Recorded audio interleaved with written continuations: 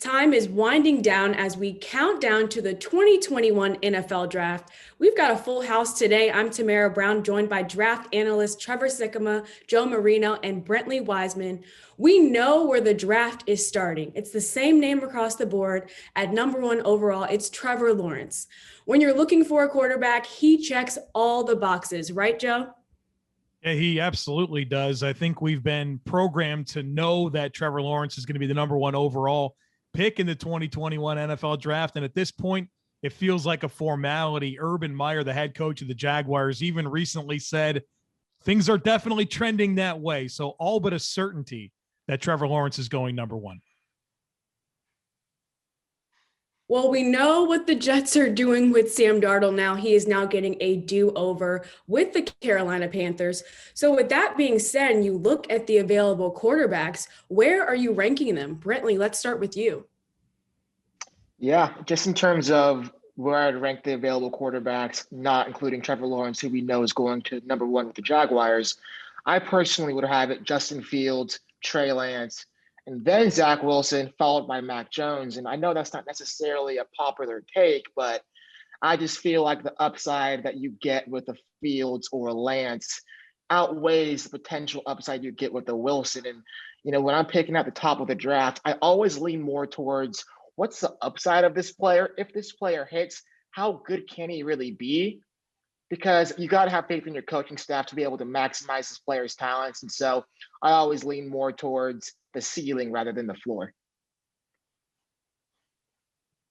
That's a great point of view to have, especially with this year. We're going to have 5 quarterbacks likely off the board in the first 7 picks, whereas last year in the first 5 picks, 4 of those guys were defensive players.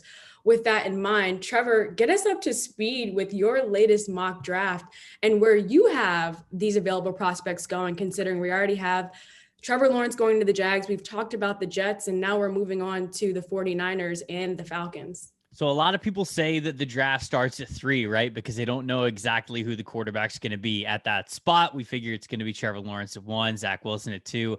I have Justin Fields number 3, and I'm pretty confident in this. I really believe that Kyle Shanahan and John Lynch, they didn't trade 3 first-round picks to go move up for a player like Mac Jones, or even I think Trey Lance, who I agree with Brentley. I think that he has a high ceiling, but it's easier for me to project how good Justin Fields can be going to the NFL. And I just feel like Kyle Shanahan's had his hands on Justin Fields for a long time. I mean, it just doesn't start this year. It's not like this is the first year of him watching him. I think he's got a lot of experience with him and familiarity, ceiling, what he brings to the table, how he could actually be an upgrade over Jimmy Garoppolo someday. That makes me think that the Niners are going with Justin Fields at number 3. And I think that it's always been the case. Now, Trevor, it's interesting that you say Justin Fields because a lot of people say that the 49ers are interested in Mac Jones, specifically for the fact that he's super bright, he's an accurate passer, he's really consistent. And now when you look at Justin Fields or Trey Lance or Mac Jones, I'd really love to know, Joe, where you stand with these 3.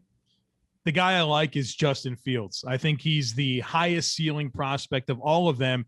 And he's the guy, just like Trevor, that I believe Kyle Shanahan wants to invest that number 3 pick on.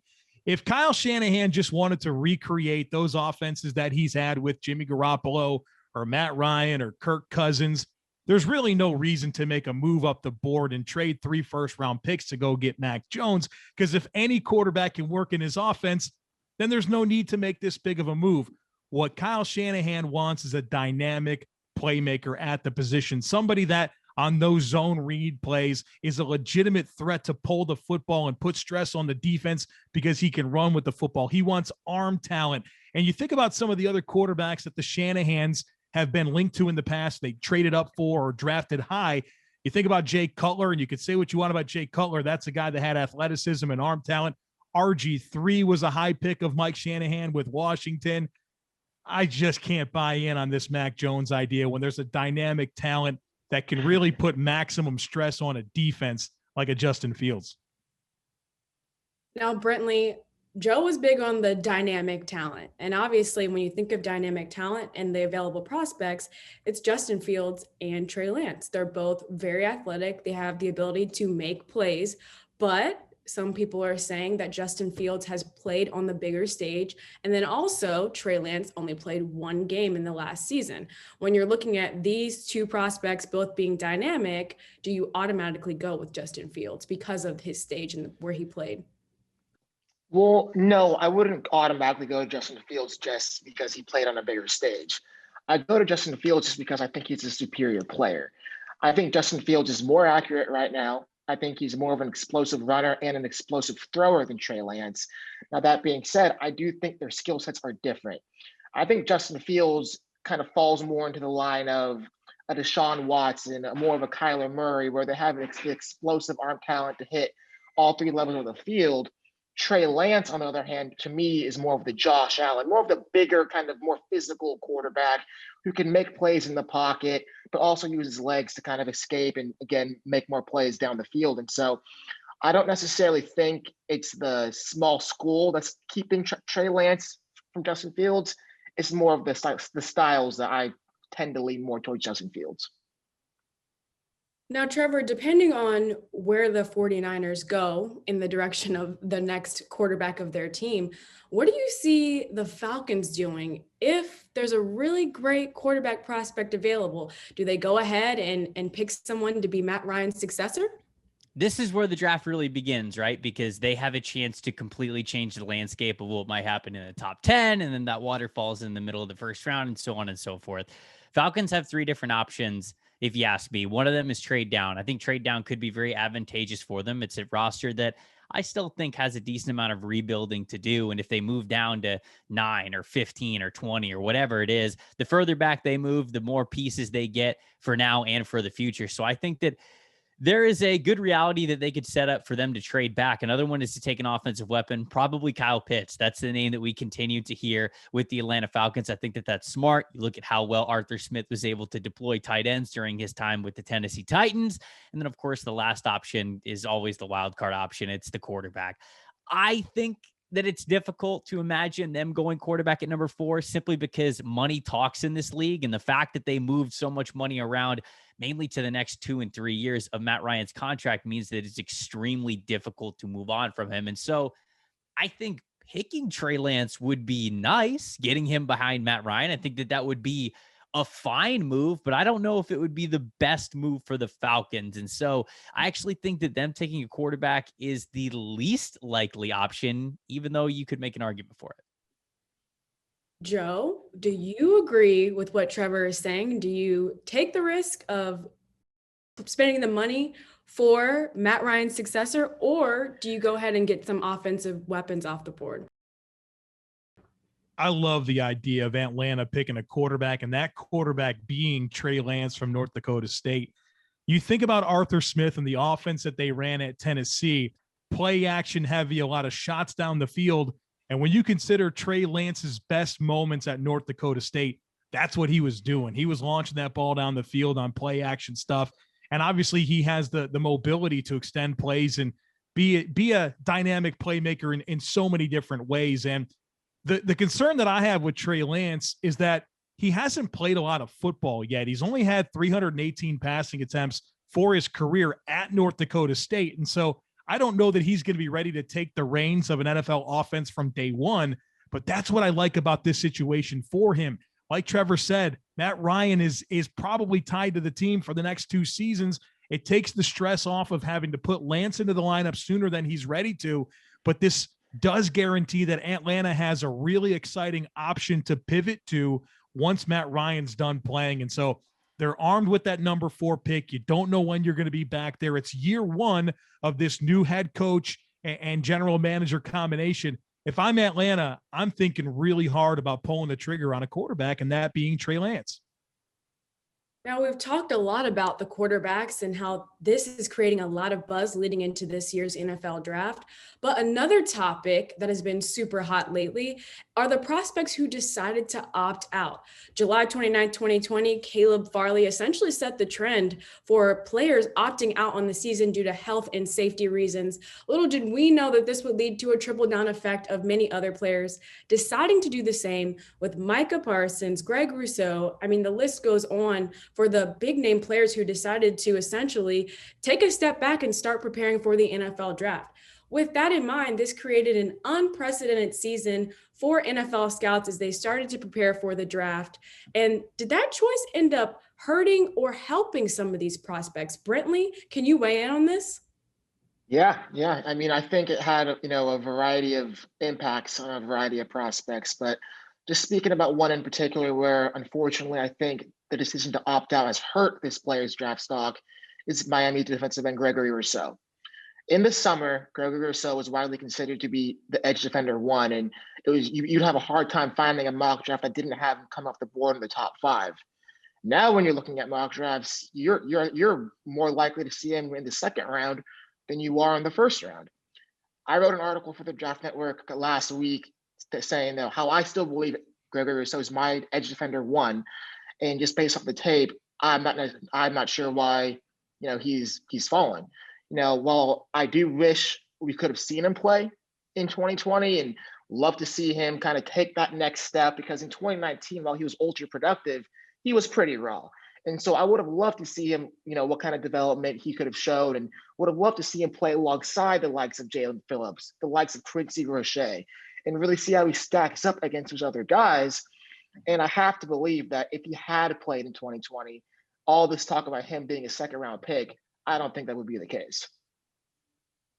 You bring up a great point with Greg Rousseau, and there's a lot of players that are in that same boat as well. And although they took a step back from the season and they were still training and still working out, when you talk to a lot of NFL players, they say there's a difference between being in shape and being in football shape. And the likelihood of it is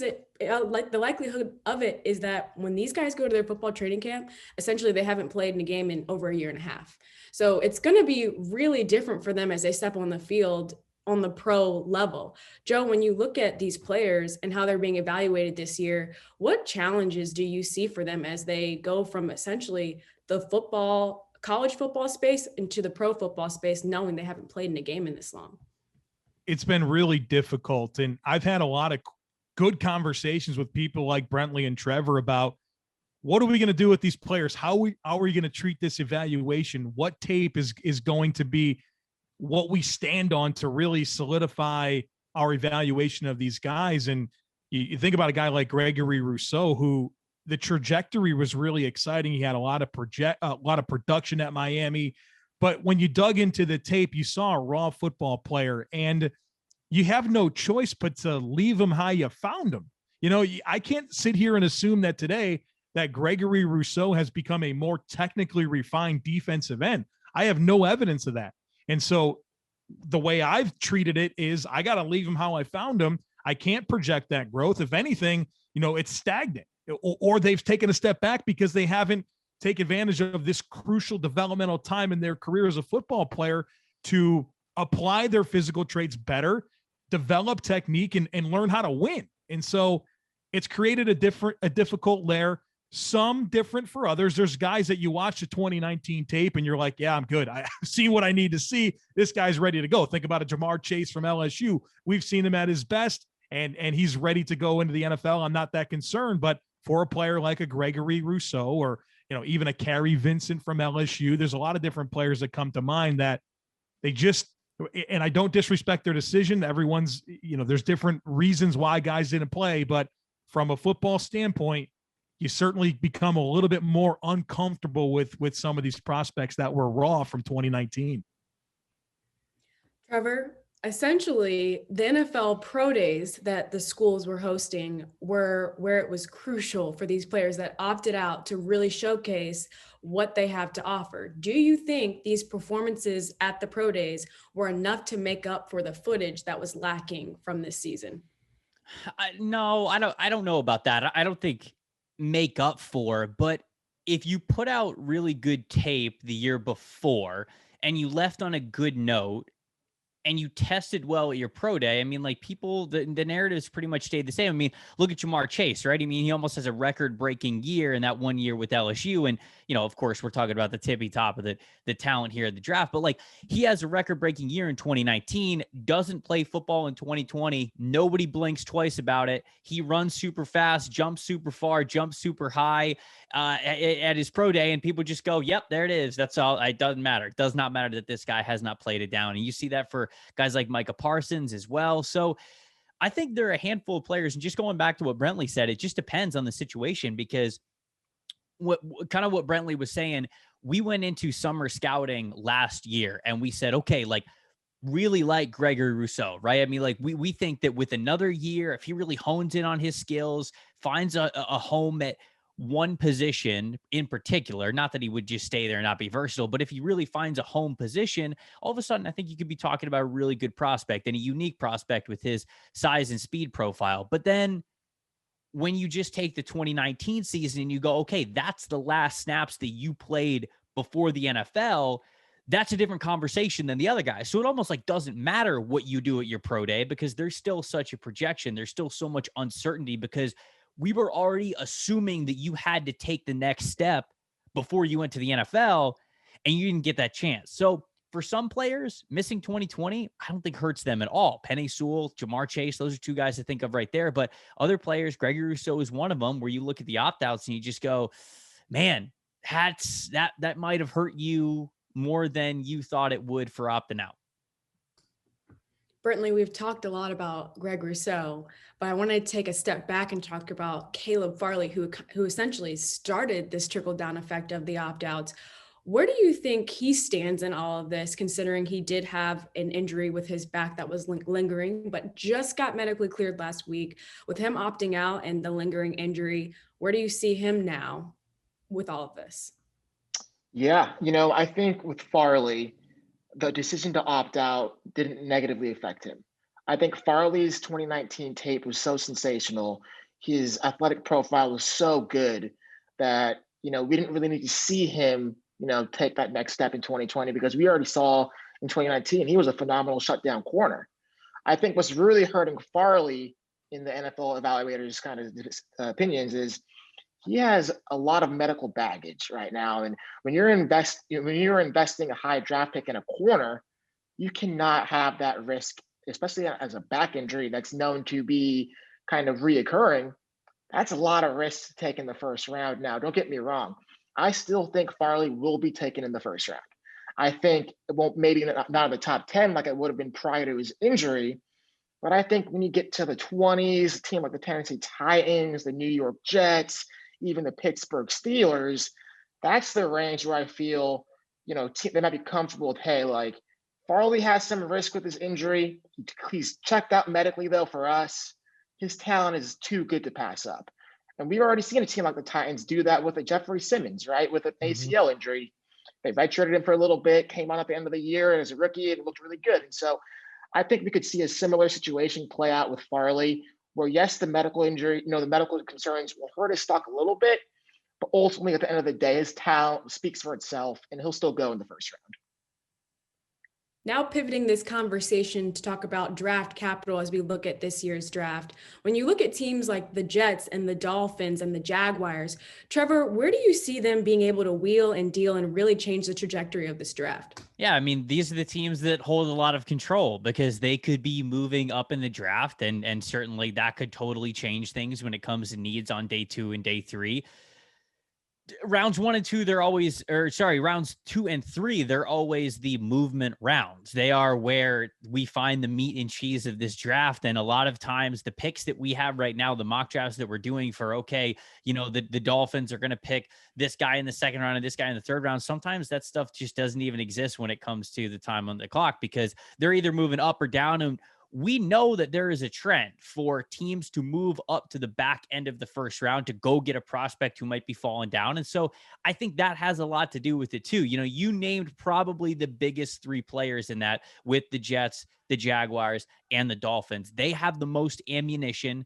They're the ones that could stand to lose a couple of picks here and there to move up a little bit, to get aggressive, to go get the guy they want. Now, you don't want to be reckless, right? You don't want to sit there and think, oh, we have a lot of picks, why not just move them? Okay, you need to make sure that you're going up to get your guy, but that's what the draft is all about. It's not just getting certain players on the board, it's getting the players that will make your football team objectively better. And if you could do that anytime you've got multiple draft picks, that's how you win the draft. That's how you win, is when not just by sitting on your picks saying, oh, we've earned these picks.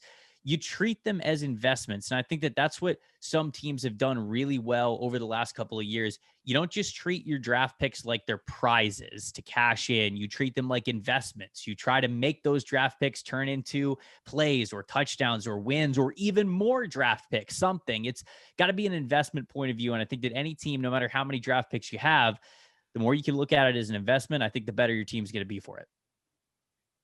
Trevor, you brought up a great point. And, watching the WNBA draft, the Dallas Wings surely won the draft and got some incredible picks. Joe, when you look at this NFL draft, who do you see winning this draft outside of the three teams that Trevor just brought up?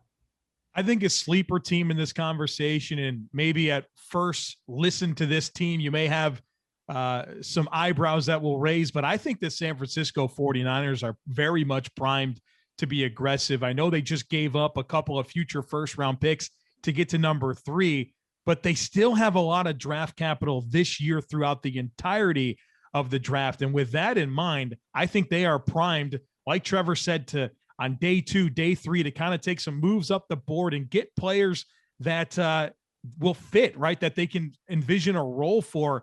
And I saw some of the over-unders that recently came out for the 49ers and all the teams in the NFL, and the 49ers are at 10. The over-under is at 10 wins for a team that's probably going to feature a rookie quarterback for most of the season. I think this team is definitely destined to win now, and that's kind of weird considering the move that they just made up the board. But if there's guys that they like in the 2nd and 3rd round, even the 4th round, I can see them packaging some picks to go get specific targets as they try to maximize on what they have this year to maybe make up for what they're missing in 2022 and 2023. Brentley, I'd love to hear if you have any sneaky winners in mind when you think of this 2021 NFL draft. Joe's got the 49ers. Trevor's touched on 3 teams. Where do you stand? Yeah, another sleeper team that I think could be really active in this year's draft is the Philadelphia Eagles. So this is the team that's already moved back once with the Dolphins from 6 to 12, picking up an extra first for next year's draft.